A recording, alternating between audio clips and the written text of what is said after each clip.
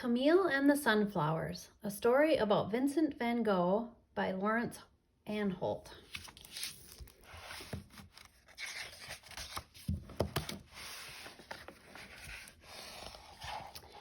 Where Camille lived, the sunflowers grew so high they looked like real suns. A whole field of burning yellow suns. Every day after school, Camille ran through the sunflowers to meet his father, who was a postman. Together they would lift down the heavy sacks of mail.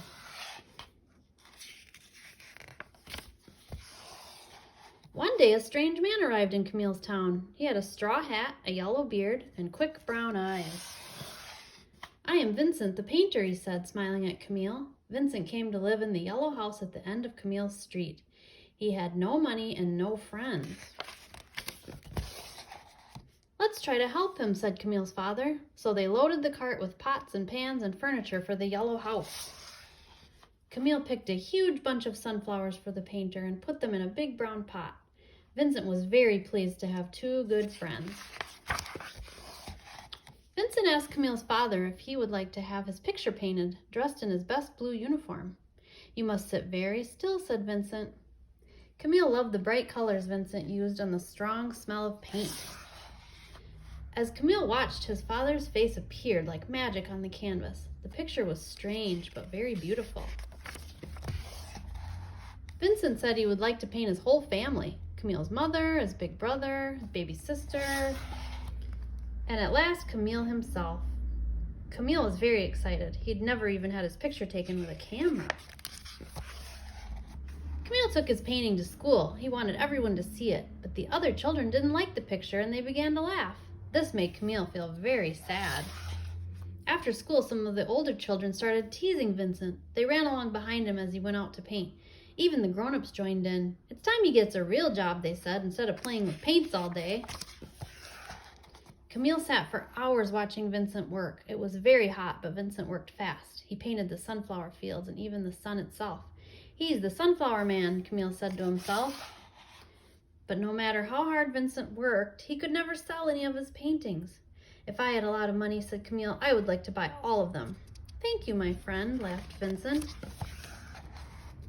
One afternoon, as Camille and Vincent were coming back from the fields, some of the children from Camille's school were waiting. They shouted at Vincent and threw stones at him. Camille wanted them to stop, but what could he do? He was only a small boy. At last he ran home in tears.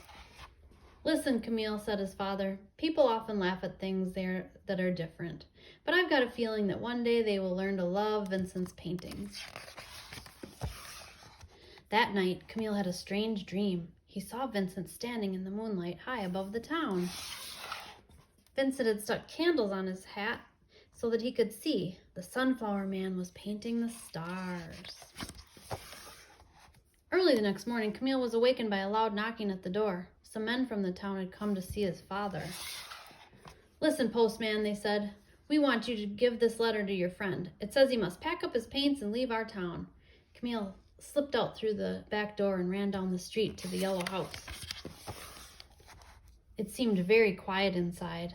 Then Camille saw the sunflowers he had picked for Vincent. They had all dried up and died. Camille felt sadder than ever. Vincent was upstairs packing his bags. He looked very tired, but he smiled at Camille. "Don't be sad," he said. "It's time for me to paint somewhere else now. Perhaps they will like my paintings there. But first I have something to show you."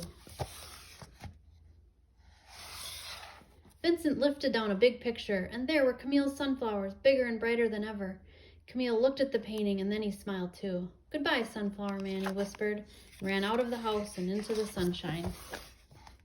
Camille's father was right. People did learn to love Vincent's paintings. Today you would have to have a lot of money if you wanted to buy one. But now people all over the world go to museums and galleries just to see Vincent's paintings of the yellow house, of Camille and his family, and especially the sunflowers. So bright and yellow they look like real suns.